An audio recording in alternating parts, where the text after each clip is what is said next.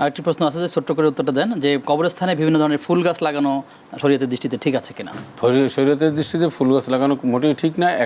একটা খেজুরের গাছের পাতার ডালা পর্যন্ত দেওয়া সুন্নাহ, এটা একটা রেফারেন্স আছে, আপনার সময় কম, একবার দিয়েছিলেন সারা জীবন। কিন্তু ওই যে সাজানো গোজানো তারপর ফুল ফলাদি দিয়ে, হ্যাঁ, এটা কোনোটা জায়েজ নাই। অথবা কবরটাকে এরকম ঢেকে দেওয়া, হ্যাঁ, বাধাই এরকম ঢেকে দেওয়া, বাধাই করা বা মানে কারুকার্য করা কোনটা নিষেধ। নবীজি করা নিষেধ করেছেন যে এইভাবে করে অনেক উম্মত ধ্বংস হয়, তা করা যাবে না।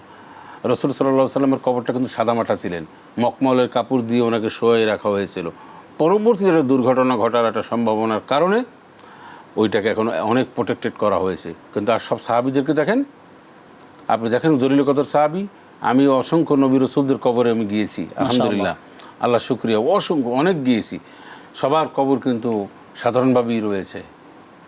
অনেক সাহাবা আজমাইনদের আমি কবরের কাছে গিয়েছি, কয়েকশো।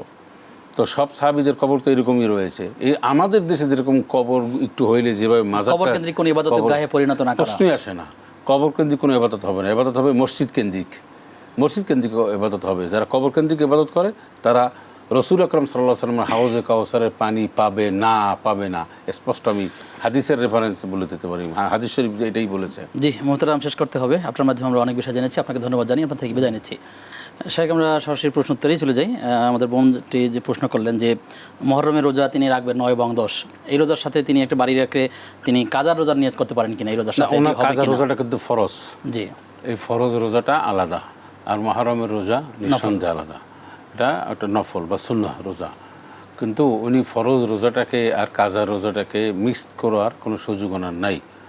এটা হয় এমন যে আপনি যে কোনো মাসের চন্দ্র মাসের 13, 14, 15 আইয়ামে বিদ, সেই সময় যদি অন্য কোনো রোজা পড়ে যায়, ধরেন অন্য কোনো রোজা থাকে, সোমবার বৃহস্পতিবারের রোজা যদি এরকম হয়, তা সেটা ভিন্ন হিসাব।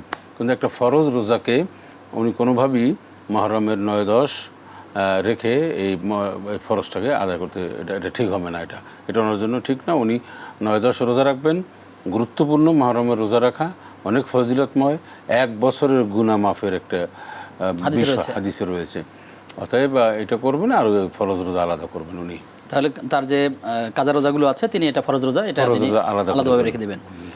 বোনের দ্বিতীয় প্রশ্ন ছিল যে ট্রেনে 2 ওয়াক্ত নামাজ পড়েছেন, জোহর এবং আসর, তিনি দিক ঠিক করতে পারেননি। আসলে তিনি পরে বুঝতে পেরেছেন দিক ঠিক ছিল না, তার নামাজ হয়েছে কিনা বা পরে পুনরায় আদায় করতে হবে কিনা? দুইটা মত, শক্তিশালী মত যেটা, সেটি হচ্ছে যে ফাইনামা তুয়াল্লু ফাতাম্মা ওয়াজহুল্লাহ, যখন দিক নির্দেশনা করতে পারবে না তখন কুলিল্লাহিল মাশরিক ওয়াল মাগরিব, যেদিকেই তোমার মন বা তথ্য এবং মানুষের মাধ্যমে যতটুকু যা বুঝতে পারবে, নিজে যতটুকু নির্ণয় করতে পারবে, সেটি ফ্রি নামাজ পড়বে, হয়ে যাবে।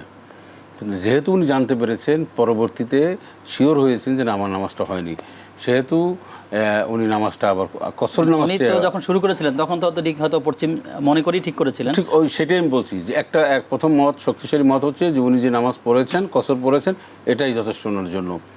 সেকেন্ড হচ্ছে যে উনি যে সেকেন্ড যে মত, সে মতটি হচ্ছে যে উনি যদি যেহেতু জানতে পেরেছেন যে আমার কেবলাটা ঠিক ছিল না, তো সেহেতু উনি চাইলে এটা পড়তে পারেন। এটা ওনারা বলছেন যে এরকম নিজে অবহিত হওয়ার পরে, ওয়াকিবহাল হওয়ার পরে যদি কোনো নামাজের ত্রুটি হয়, সে নামাজটা আবার উনি পুনরায় কাজা করতে পারবেন। এটাই হচ্ছে একটা, এটা সেফ জোনে উনি চলে গেলেন। কিন্তু ওনারা আলটিমেটলি নামাজটা যেভাবেই পড়েছেন সেভাবেই আসলে মূলত হয়ে গেছে।